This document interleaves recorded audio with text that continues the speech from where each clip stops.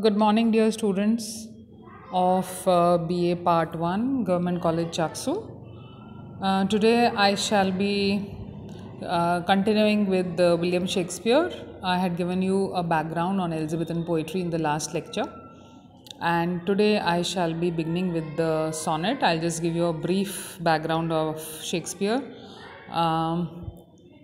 William Shakespeare was born in 1564 and he died in 1616.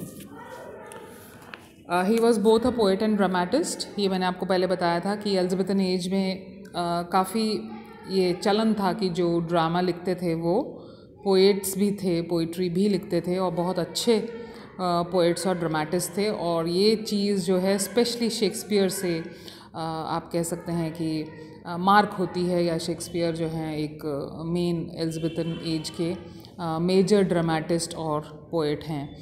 And he was born in Stratford on Avon. ये जगह का नाम है England में.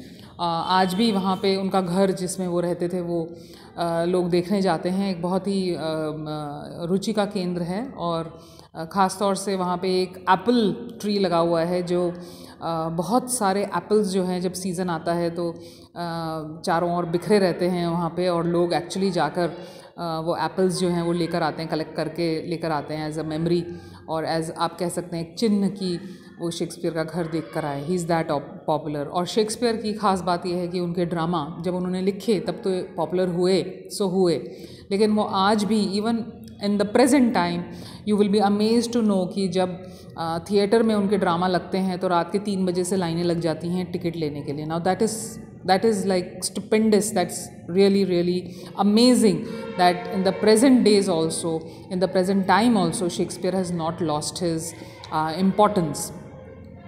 And he was you would be interested to know that he was an actor and he moved on to London fairly early in his career, and he is known more for his plays and in the overall sense identified with the greatness of Elizabeth's reign.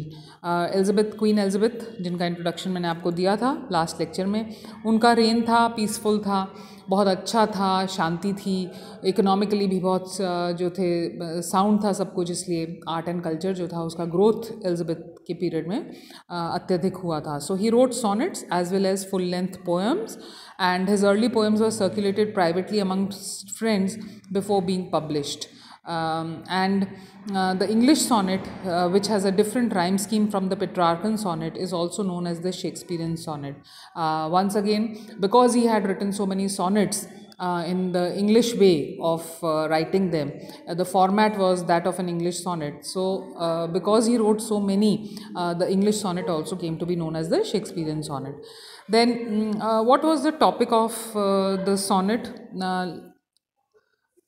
The topic was usually love and courtship. I mean, these were the traditional subjects of the sonnet, and to this Shakespeare added the theme of friendship, because as far as Shakespeare's sonnets are concerned, it is said that most of them are either talking to or talking about a lover, maybe a lady love, and the other one is the person whom they are talking about or addressed to is his friend. So these are the two people whom these sonnets are addressed to. So he explored this relationship through almost 120 sonnets, and they are either addressed to a friend or to a lady love. And this sonnet which we are going to do, Shall I Compare Thee, this is a sonnet which is in praise of his friend's beauty. Okay, and the images that have been taken, जैसा मैंने आपको कहा था कि दो तरह के poems हैं जो चलन में आए थे एलिज़ाबेथन एज के time. One was having the central character were either ladies और नाइट्स और Kings and queen's, so that was the courtly poems that were being written, and the other were the pastoral poems which were addressed to the common man, which were addressed either to the shepherds or the shepherdesses, or maybe जैसे कि यहाँ पे आप देख सकते हैं Shakespeare के case में he is addressing them either to his lady love or he is addressing them to his friend. तो जो background है वो सारे के सारे जो images हैं they have been taken from the world of nature, but they carry some certain other meanings also. और जैसे हम ये पोएम पढ़ेंगे वैसे मैं आपको समझाऊंगी। आपको जैसे पहले भी मैंने पोएम्स करवाई हैं तो उसके अंदर जो फॉर्म है उसके ऊपर अपन को थोड़ा सा ध्यान देना होता है, और कंटेंट पे भी, that what is the central idea, what is the central theme, what is the meaning that the poet is trying to convey through the poem. That is one thing, that is the content, and the other is the form, that is how the poem has been written, how the poem has been divided, whether it has got 10 lines or 14 lines, whether it is divided into paragraphs or whether it is divided into couplets, what kind of rhyme scheme the poem carries, or sometimes maybe even the poem may be without rhyme. Those kind of poems also I have done with you, which do not have a formal rhyme scheme.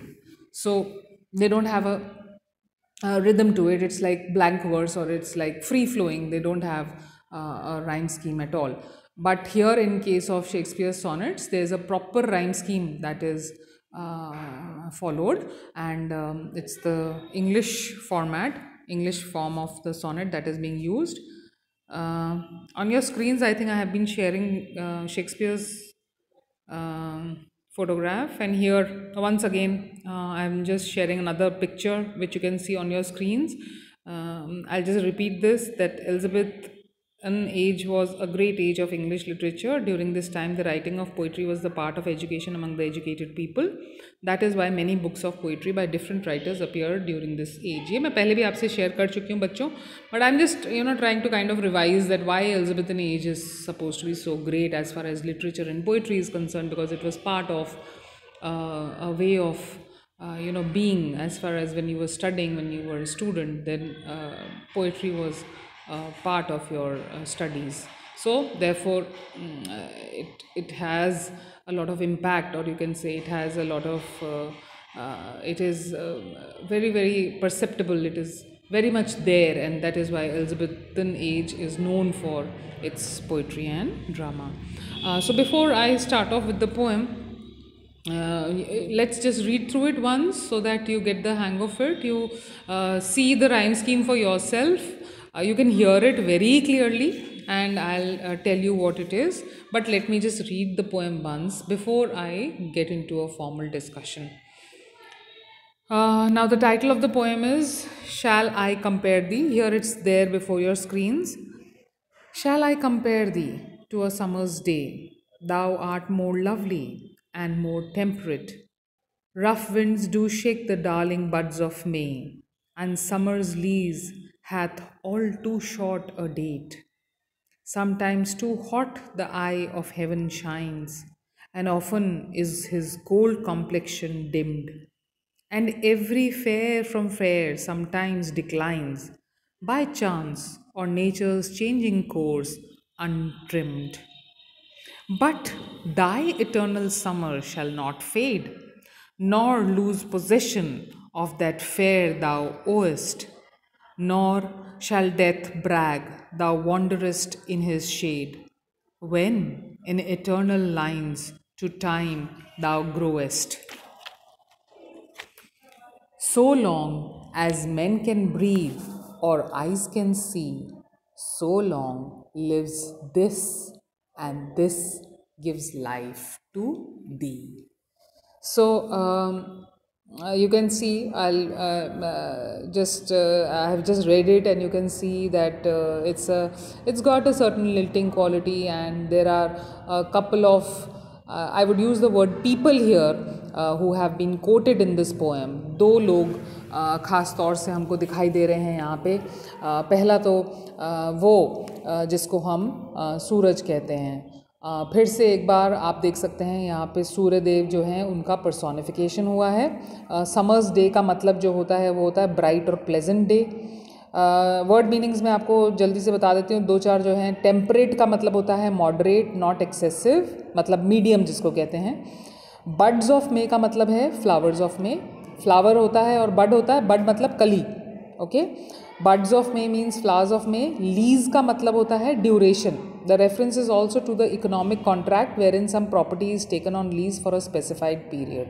Okay, so lease जो word है duration, यहाँ पे अपन इसको second वाला जो meaning है हिसाब से नहीं देखेंगे, will take it as meaning duration, time. Okay. Eye of heaven means sun. तो यहाँ पे दो किरदार हैं, दो मेन कैरेक्टर्स हैं. One is the eye of heaven, that is the sun, and the other is the character, the person whom Shakespeare is talking about, that is his dear friend. So as far as the rhyme scheme is there, very clearly you can see, I'll show it to you on the screen itself. Here you can see the rhyme scheme. I hope you can see very clearly. I have made those different colors are there. So day में जो first paragraph है उसको देखें आप. Day में temperate date, A and then temperate day, T sound. Okay. Then in the second part you see shines and declines, that is rhyming. Then dimmed and untrimmed, again rhyming. Then in the fourth one it is fade and shade, and oest and rest. So fade and shade is rhyming, and oest and rest is rhyming. And the last is again CD, E sound, CD. So that's again rhyming. So you can now see on the right hand side of your screens, you can see A, B, C, D, E, F, G, G. This is the rhyme scheme of the poem, and I have purposely used this so that things become clear. And you can see the format. There are 4 lines each which are rhyming. It's a set of 4, 4, 4. And then the last 2 lines, the couplet, those last 2 lines are known as a couplet. जो last की 2 lines हैं, concluding lines हैं, इसको concluding couplet भी कहते हैं. और Shakespeare की जो मोस्टली जो sonnets हैं, they have been written in this pattern. जो आखिर का जो लाइंस 2 हैं वो एक कंक्लूडिंग आपको एक कमेंट देती हैं, क्लियर करती हैं बात को. जो एक सेंट्रल आइडिया है पोएम में, वो जो शेक्सपियर कहना चाहते हैं वो लास्ट 2 कपलेट में आपको मिलता है. एंड बाकी जो है वो बिल्डअप है. फर्स्ट पैराग्राफ जो है उसमें इंट्रोडक्शन जो है वो सन का दिया गया है. जो सेकंड पैराग्राफ है उसके अंदर क्या इफ़ेक्ट होता है सन के ऊपर, मौसम का क्या इफ़ेक्ट होता है वो उन्होंने बताया है. और थर्ड जो पैराग्राफ आपको दिखाई दे रहा है, क्वार्टरेट आपको दिखाई दे रहा है, 4 लाइंस जो आपको दिख रही हैं, उसमें उन्होंने अपने फ्रेंड को बताया है, उनको डिस्क्राइब करा है. और किस तरह से दोनों को कंपेयर करते हुए वो जो फ्रेंड हैं उनको सर्वोपरि आप बता सकते हैं कि उनकी इम्पोर्टेंस या उनका लाइफ स्पैन या उनका जिसको कहते हैं कंटिन्यूअस उनकी जो मेमोरी है वो अंकित रहेगी इस पोएम के अंदर, वो बताने की उन्होंने कोशिश करी है. डिटेल में word by word, line by line I will be doing in the second lecture. As of now I am ending here. I hope things are, as far as the form is concerned, it is clear, and a little bit of the idea as to what the poet is going to discuss, that also I have talked about in this lecture. In the next lecture I'll do all these lines in detail. And one more point before I end, I would like to add that there is a lot of words which you may not be able to understand, because this is Old English which has been used in this poem. And I'll just give you one short quick example, like hath, H-A-T-H, hath, that is actually has. अपना जो modern times में अपन अंग्रेज़ी इस्तेमाल करते हैं उसमें जो has होता है, HAS, हैज़, होना. ठीक है, वही है इस शब्द का भी मतलब, लेकिन this is old English, so you can see the pronunciation and the spelling are different. So the poem is written in the sonnet form. It has got a lot of words from the Old English, and the meanings of which I will explain as I start discussing the poem in detail. So I'll end here now. Hope you're doing your reading at home and staying safe. Once again, I'll see you very soon. Till then, bye bye.